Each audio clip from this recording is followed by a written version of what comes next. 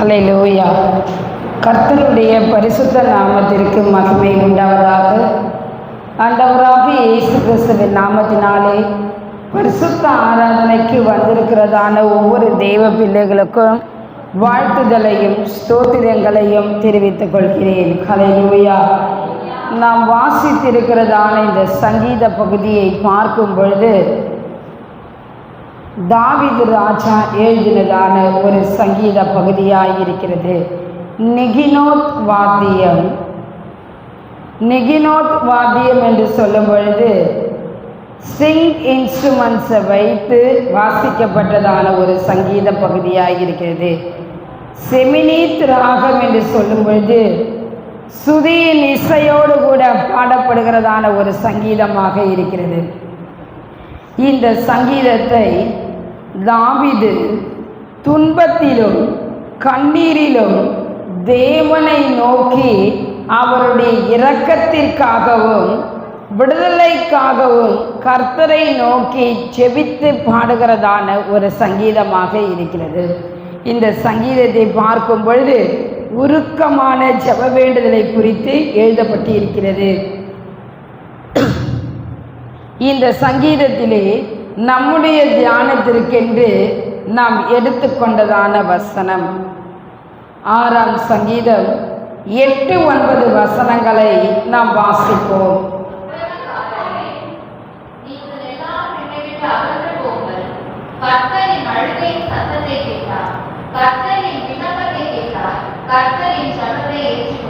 ஹல்லேலூயா.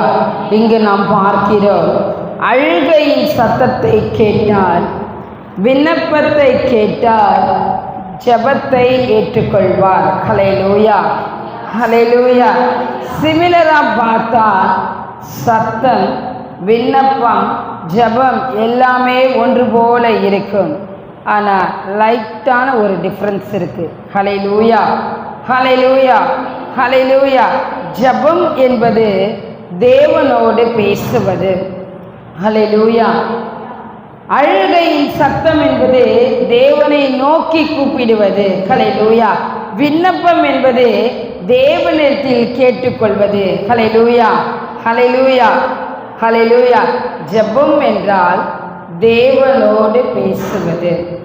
அழுகையின் சத்தம் என்றால் தேவனை நோக்கி கூப்பிடுவது. விண்ணப்பம் என்பது தேவனிடம் கேட்பது. ஹல்லேலூயா, ஹல்லேலூயா. ஆக தேவ பிள்ளைகள் நாம் ஒவ்வொருவரும் தேவனை நோக்கி ஜெபிக்கிறோம், விண்ணப்பம் செய்கிறோம், அழுகையோடு கூட அவரை தேடுகிறோம். ஹல்லேலூயா, ஹல்லேலூயா. இக்காலை வேளையிலே உங்கள் ஜெப விண்ணப்பங்கள் எல்லாவற்றையும் கர்த்தர் ஆசீர்வதிப்பாராக. ஜெபம், ரெக்வெஸ்ட் டு காட், கர்த்தரை நோக்கி பிரார்த்தனை செய்வது. ஹல்லேலூயா. பிரார்த்திக்கிறதான ஒரு காரியங்களாய் இருக்கிறது. ஹல்லேலூயா. இக்காலை வேளையிலே பார்க்கும் பொழுது கர்த்தர் என் ஜெபத்தை கேட்கிறார், என்னுடைய விண்ணப்பங்களுக்கு செவி கொடுக்கிறார், நீதியின்படி எனக்கு உத்தரவு அருளுகிற தேவனாக இருக்கிறார். ஹல்லேலூயா. மாம்சமான யாவரும் அவரிடத்திலே வந்திருக்கிறோம். 65ஆம் சங்கீதம் 2ஆம் வசனத்திலே பார்க்கிறோம், ஜெபத்தை கேட்கிறவரே மாம்சமான யாவரும் உம்மிடத்தில் வருவார்கள் என்று பார்க்கிறோம். ஹல்லேலூயா.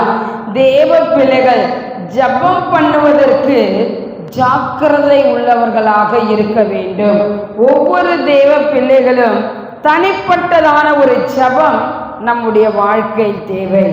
சபையாராய் கூடி செபிக்கிறோம், பரிசுத்தவான்களாக செபிக்கிறோம். தேவ பிள்ளைகள் ஒருமித்து ஜெபிப்பதுண்டு. தனிப்பட்டதான ஜெபம் எப்படி இருக்கிறது? அதிகாலையில் எழுந்து நாம் கர்த்தரை நோக்கி ஜெபிக்கிறோமா? இரவிலே நாம் கர்த்தரை நோக்கி ஜெபிக்கிறோமா? அந்தி சந்தி மத்தியான வேளையிலே நாம் கர்த்தரை நோக்கி ஜெபிக்கிறோமா? ஹல்லேலூயா. உன்னுடைய தனிப்பட்ட ஜெபஜீவியம் எப்படி இருக்கிறது? ஹல்லேலூயா, ஹல்லேலூயா, ஹல்லேலூயா.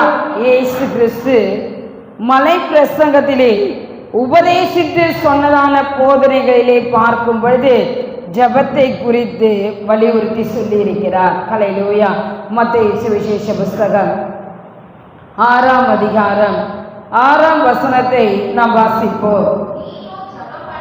நீயோ ஜெபம் பண்ணும் பொழுது உன் அறை வீட்டிற்குள்ளே பிரவேசித்து உன் கதவை பூட்டி அந்தரங்கத்தில் இருக்கிற உன் பிதாவை நோக்கி ஜெபம் பண்ணு. அப்பொழுது அந்தரங்கத்தில் பார்க்கிற உன் பிதா வெளியரங்கமாக பலனளிப்பார். ஹல்லேலூயா. உன் அறை வீட்டிற்குள்ளே பிரவேசித்து உன் கதவை பூட்டி அந்தரங்கத்தில் இருக்கிற பிதாவை நோக்கி ஜெபம் பண்ணு. ஹல்லேலூயா, ஹல்லேலூயா. தனிப்பட்டு இருக்கிறதான ஒவ்வொரு தேவ பிள்ளைகளும் அந்தரங்கத்திலே நாம் ஜெபிக்கிறவர்களாக இருக்க வேண்டும். அந்தரங்கத்தில் ஜெபிக்கிறதான ஒவ்வொரு ஜெபத்திற்கும் வெளியரங்கமான பலன்களை அளிக்கிறார். ஹல்லேலூயா. தேவ பிள்ளைகள் தனிப்பட்ட ஜெப ஜீவியம் இக்காலை வேளையிலே தேவ சமூகத்திலே ஆராதிக்க வந்திருக்கிறீர்கள், தொழுது கொள்ள வந்திருக்கிறீர்கள். நாம் ஜெபிக்கிறவர்களாக இருக்க வேண்டும். அந்தரங்கத்தில் ஜெபிக்கிற தேவ பிள்ளைகளுடைய ஜெபத்திற்கு நிச்சயமாய் கர்த்தர் பதில் அளிக்கிறார். உன்னுடைய ஜெபம் எப்படிப்பட்டதாய் இருக்கிறது? ஹல்லேலூயா. ஜெபத்துல கொஞ்சம் ஸ்டைலை மட்டும் மாற்றணும். ஸ்டைலை மட்டும் ஜெபிக்கிற ஸ்டைலை மாற்றணும். ஹல்லேலூயா. யாக்கோபுக்கு நிருபம் 5ஆம் அதிகாரம் 17-18 வசனங்களை நாம் வாசிப்போம். எலியா என்பவன் நம்மை போல பாடுள்ளவனாய் இருந்தும் மழை பெய்யாதபடிக்கு கருத்தாய் ஜெபம் பண்ணினான். அப்பொழுது 3 வருஷமும் 6 மாதமும் பூமியின் மேல் மழை பொழியவில்லை. மறுபடியும் ஜெபம் பண்ணினான். அப்போது வானம் மழையை தந்தது, பூமி தன் பலனை தந்தது. ஹல்லேலூயா, ஹல்லேலூயா. இங்கு எலியாவை குறித்து பார்க்கிறோம். ஹல்லேலூயா, ஹல்லேலூயா. நம்மை போல பாடுள்ளவன். ஹல்லேலூயா, ஹல்லேலூயா. ஜெபிப்பதற்கு டைம் இல்லைன்னு சொல்ற விசுவாசிகள் அநேக பேர் உண்டு. ஹல்லேலூயா. ஃபேஷனா இருக்கு, நோ டைம், எனக்கு பிஸியான ஷெட்யூல் இருக்கு, பிஸியாக நான் இருக்கிறேன்னு சொல்கிற விசுவாசிகளே அதிகமான பேர். ஃபேஷனுக்காக நம்ம இல்லை. ஹல்லேலூயா. தேவ பிள்ளைகள் கருத்தாய் நாம் செபிக்கிறவர்களாக இருக்க வேண்டும். ஹல்லேலூயா. சில பேர் நினைப்பதுண்டு, அதிக நேரம் ஜெபித்தால் என்னுடைய ஜெபம் கேட்கப்படும், குறைவாய் ஜெபித்தால் கேட்கப்படாது என்று நினைக்கிறவர்கள் உண்டு. ஹல்லேலூயா. அதிக வசனிப்பினாலே தங்கள் ஜெபம் என்று கேட்கப்படுகிறவர் உண்டு. ஹல்லேலூயா. ஆனால் கருத்தான ஒரு ஜெபம், எந்த விண்ணப்பத்திற்காக நீ ஜெபிக்கிறாய் என்பதற்காக, அந்த பர்பஸ்க்காக நீ ஜெபம் பண்ண வேண்டும். உன்னுடைய ரெக்வஸ்ட் எதுவோ அதற்காக நீ ஜெபம் பண்ண வேண்டும். கருத்தாக ஜெபிக்க வேண்டும். ஹல்லேலூயா, ஹல்லேலூயா. தேவ பிள்ளைகள் கருத்தோடு கூட நான் ஜெபிக்க வேண்டும். இங்கு எலியாவை குறித்து பார்க்கிறோம். 1 ராஜாக்களின் புஸ்தகம் 17ஆம் அதிகாரம் 1 வசனத்திலும் 18ஆம் அதிகாரம் 41ஆம் வசனத்திலிருந்து 46வது வசனம் வரைக்கும் சொல்லப்பட்டிருக்கிறது. ஹல்லேலூயா. 100க்கு அதிபதிக்காக சீஷர்கள் இயேசுவினிடத்தில் கருத்தாய் வேண்டிக் கொண்டார்கள் என்று பார்க்கிறோம். 1 கொரிந்தியர் நிருபம் 14ஆம் அதிகாரம் 15வது வசனத்திலே, ஆவியோடு விண்ணப்பம் பண்ணுவேன், கருத்தோடு விண்ணப்பம் பண்ணுவேன். ஹல்லேலூயா. கருத்தான ஒரு ஜெபமாக இருக்க வேண்டும். ஹல்லேலூயா. உன்னுடைய தனிப்பட்ட ஜெபம் கருத்தான ஜெபமாக இருக்க வேண்டும். ஹல்லேலூயா. 2வதாக லூக்காவின் சுவிசேஷ புஸ்தகம் 21ஆம் அதிகாரம் 36வது வசனத்தை நாம் வாசிப்போம். ஆகையால் இனி சம்பவிக்க போகிறவைகள் இவைகளுக்கெல்லாம் நீங்கள் தப்பி மனுஷகுமாரனுக்கு முன்பாக நிற்க பாத்திரவான்களாக எண்ணப்படுவதற்கு எப்பொழுதும் ஜெபம் பண்ணி விழித்திருங்கள். ஹல்லேலூயா, ஹல்லேலூயா. மனுஷகுமாரனுக்கு முன்பாக நாம் நிற்கிறவர்கள், நியாயாசனத்திற்கு முன்பாக நிற்கப்பட வேண்டியவர்கள், பாத்திரவான்களாக மாற்றப்பட வேண்டும். ஹல்லேலூயா. எப்பொழுது ஜெபம் பண்ணி விழித்திருங்கள். ஹல்லேலூயா. விழித்திருக்கிறதான ஒரு ஜெபம். ஹல்லேலூயா. கண் விழித்திரு, அப்பொழுது ஆகாரத்தினாலே திருப்தி அடைவாய் என்று பார்க்கிறோம். ஹல்லேலூயா. ஹல்லேலூயா. தேவ பிள்ளைகள் ஸ்தோத்திரத்தோடு கூட ஜெபத்திலே விழித்திருக்கிறவர்களாக இருக்க வேண்டும். மத்தேயு சுவிசேஷ புஸ்தகம் 26ஆம் அதிகாரம் 40-41 வசனங்களிலும், மார்க்குவின் சுவிசேஷ புஸ்தகம் 14ஆம் அதிகாரம் 37-38 வசனங்களிலே பார்க்கும் பொழுது, இயேசு கிறிஸ்து கெத்செமனே தோட்டத்திலே மரணத்திற்கு ஏதுவான துக்கம் கொண்டிருக்கிறதான வேளையிலே, வியாகுலப்படவும் திகில் அடைவும் இருந்திருக்கிறதான வேளையிலே அவர் ஜெபிக்கிறார். பிரதான சீஷர்களாக எண்ணப்பட்டதான பேதுருவோடும் யோவானோடும் யாக்கோவோடும் அவர் ஜெபிக்கும் பொழுது, அவர்கள் நீங்கள் என்னோடு கூட விழித்திருங்கள் என்று சொல்லிவிட்டு சென்றார். ஆனால் அவர்களோ நித்திரை செய்து கொண்டிருந்தார்கள், உறங்கிக் கொண்டிருந்தார்கள் என்று பார்க்கிறோம். ஹல்லேலூயா. இயேசு மறுபடியும் வந்து 1 மணி நேரமாவது என்னோடு கூட விழித்திருக்க கூடாதா? ஹல்லேலூயா. ஹல்லேலூயா. தேவ பிள்ளைகள் 1 மணி நேரமாவது செபிக்க வேண்டும். சோதனைக்குட்படாதபடிக்கு விழித்திருங்கள் என்று பார்க்கிறோம். ஹல்லேலூயா. ஜெபம் பண்ணுவதற்கு விழித்திருக்க வேண்டும். சோதனையிலிருந்து கர்த்தர் நம்மை விடுவிக்கிற தேவனாக இருக்கிறார். சோதனைக்குள்ளே உன்னை உட்படுத்தாதபடிக்கு உன்னுடைய ஜெபமே உன்னை தற்காக்கிறது. ஹல்லேலூயா. உன்னுடைய தனிப்பட்ட ஜெபம் விழித்திருக்கிறதான ஜெபமாக இருக்க வேண்டும். மூன்றாவதாக ரோமருக்கு இது நிருபம் 15ஆம் அதிகாரம் 32வது வசனத்தை நாம் வாசிப்போம். நீங்கள் தேவனை நோக்கி செய்யும் ஜெபங்களில் நான் போராடுவது போல நீங்களும் என்னோடு கூட போராட வேண்டும் என்று வேண்டிக் கொள்ளுகிறேன். ஹல்லேலூயா. ஹல்லேலூயா. இங்கு நாம் பார்க்கிறோம், போராடி செபிக்கிறதான ஒரு ஜெபத்தை நாம் பார்க்கிறோம். ஹல்லேலூயா. ஜெபங்களிலே போராடுவது. ஓசியா தீர்க்கதரிசன புஸ்தகத்திலே 12ஆம் அதிகாரம் 3-4 வசனங்களிலும், ஆதியாகமத்தின் புஸ்தகம் 32ஆம் அதிகாரம் 28வது வசனத்திலே பார்க்கும் பொழுது முற்பிதாவாகிய யாக்கோபை குறித்து நாம் பார்க்கிறோம். ஹல்லேலூயா. போராடி ஜெபிக்க வேண்டும். ஹல்லேலூயா. போராடி ஜெபிக்க வேண்டும் என்று சொன்னால் விடாமுயற்சியோடு கூட ஒரு ஜெபிப்பது. ஹல்லேலூயா. ஹல்லேலூயா.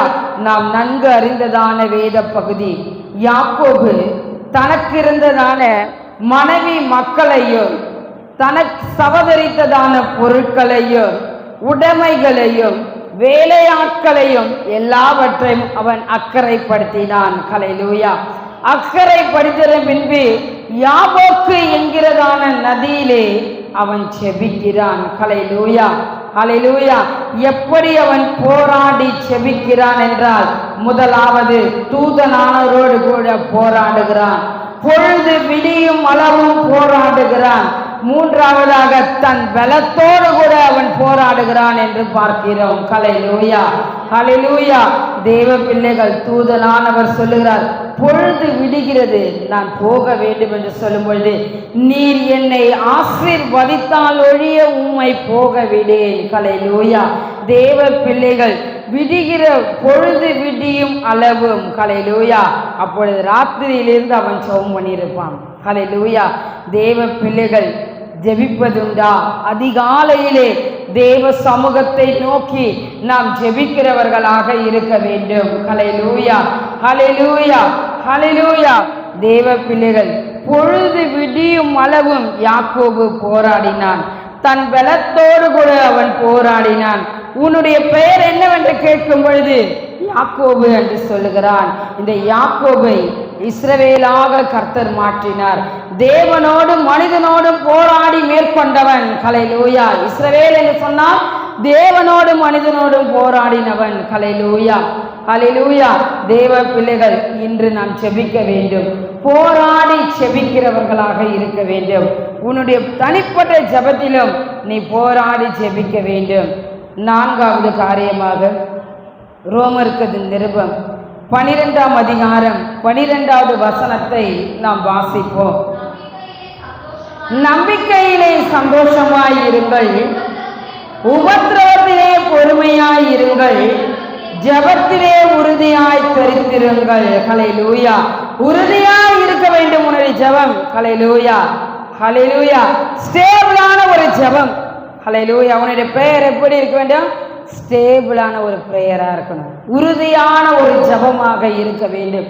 ஜெபத்திலே உறுதியாய் தரித்திருங்கள் என்று பார்க்கிறோம். ஆதி அப்போஸ்தலர்களை குறித்து பார்க்கும் பொழுது, ஆதி திருச்சபையை குறித்து பார்க்கும் பொழுது, அப்போஸ்தலர் நடவடிக்கை புஸ்தகத்திலே 2ஆம் அதிகாரம் 42வது வசனத்திலே பார்க்கும் பொழுது, அப்போஸ்தலருடைய உபதேசத்திலும் அந்நியத்திலும் அப்பம் பிற்குதலிலும் உறுதி ஜெபம் பண்ணுவதிலும் உறுதியாய் தரித்திருந்தார்கள் என்று பார்க்கிறோம்.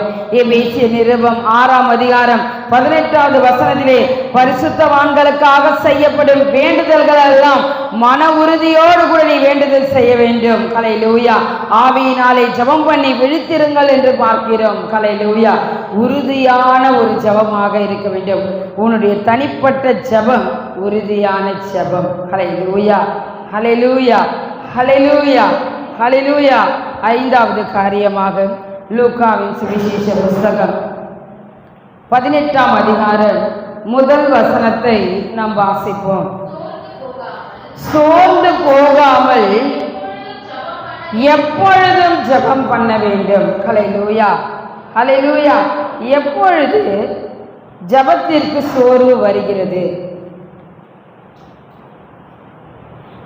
என்னுடைய ஜெபம் கேட்கப்படாமல் இருக்கும் பொழுது, அல்லது என்னுடைய ஜெபத்திற்கு தேவன் பதிலளிப்பதற்கு காலதாமதமாகும் பொழுது, ஹல்லேலூயா, சோர்வு வருகிறது. தேவ பிள்ளைகள் சோர்ந்து போகாமல்